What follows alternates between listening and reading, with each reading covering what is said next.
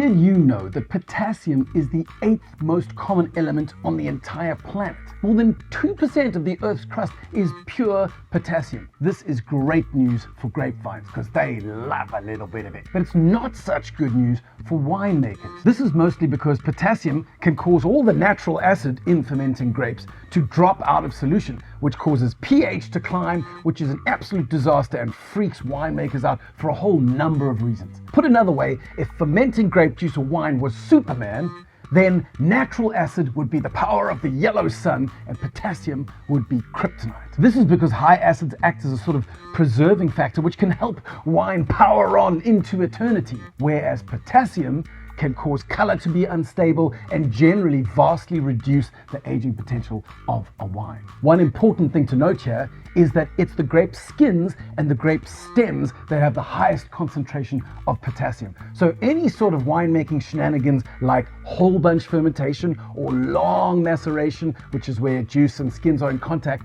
can cause a far increased rate of potassium extraction, and this is bad news.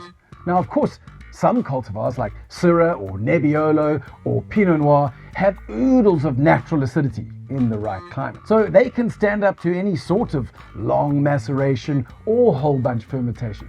But Pinotage is a cultivar that is not so blessed with natural acidity. So in this instance, winemakers have to be a lot more careful. An easy way out of all this would just be to add spades of tartaric acid into the mix right at the beginning. But what if you're a purist winemaker who boos and hisses just at the thought of adding acid to the wine must? Today's hand drink solo wine of the day, which is the Natte Valleij NAT or NAT Pinotage, is a wine that not only forces us to examine this purist winemaker's dilemma, but it also delivers a delicious learning aid and a Pinotage that channels the spirit of Pinot Noir.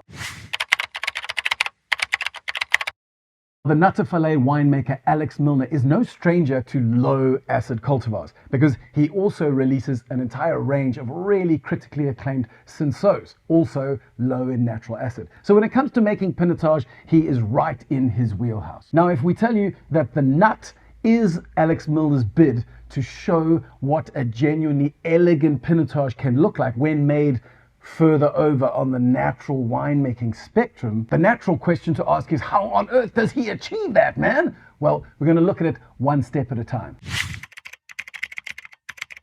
The first thing he does is to remove all stems, so there's no whole bunch fermentation here. But the second thing he does is to keep everything as whole berries. So not whole bunches, stems are out, but whole berries, each grape intact. Now the reason for the first one is because stems has loads of potassium. So get rid of the stems, you get rid of excess potassium. The second step reduces potassium because as whole berries with less tears in the skin, there's a slower rate of potassium being extracted during fermentation. Or if you really macerated those grapes, mashed them around, rubbed them all together, you would dramatically increase how much potassium leaches out of those skins and into the resultant wine. The third thing that Alex Milner does is to actually remove the fermenting wine off its skins before fermentation is even finished. He does this at about 5 bottlings, so there's still a fair bit of sugar in the mix waiting to ferment. He removes that and lets fermentation finish over there in a combination of concrete eggs and an old foudre, basically large format oak barrels of about 2,000 liters. And this therefore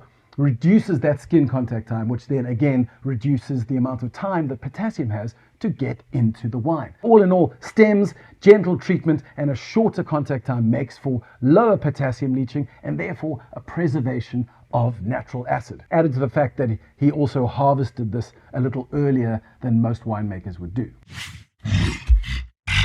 So now that we know everything that he's done, let's see what it actually tastes like in the glass. If you've already given this a sniff, then you will not be surprised to know that it does not smell at all like an icon style Pinotage. Gone are the elements of blueberries or black plum, but instead there's a far redder, far more aromatically explosive element of cherry, raspberries, kind of notes of pomegranate, but then there's also a greener tinge of perhaps fresh sage, a kind of herbal element. There's also a really interesting little touch of white pepper. And when we finally get to take a sip, well, we talked about earlier how Pinotage is not a cultivar blessed with high natural acid. But that first onslaught is so packed full of sour cherries, fresh pomegranate, most visceral raspberry element I've tasted in quite a long time. The mouth is left watering so much from that supremely skyscrapingly elegant acidity that you can tell winemaker Alex Milner will get full marks for acid preservation. But the wine doesn't lack balance because there are sweeter elements, candied red cherry, raspberry sherbet, that really keeps the acid and the sweetness perfectly in tension. Now obviously this is a fairly young wine, it's a 2023, so what about the structure? There definitely are light elements of fairly fresh, grippy tannins, but because of that mouth-watering acidity, when all is said and done, the lasting impression is one of juiciness and definitely nowhere near the territory of mouth-drying tannic finish. So as I said, if you wanted an icon-style Pinotage, then you're almost definitely going to be disappointed. But if you're someone who enjoys exploring lighter reds, Cinsauts, Pinot Noirs, then this is going to be something that really excites you. And for my money, I think it's a beautiful expression of what Pinotage can be when made in the slightly lower alcohol style. That's all we have time for today, but if you enjoyed the video, then support us on Patreon to help us make more of these sorts of videos. And subscribe to the Hand Solar YouTube channel, where we publish at least 6 videos each month talking about things like wine science, wine history, unusual cultivars, and some of the progressive winemakers like Alex Milner who are coming out of the dynamic South African wine movement.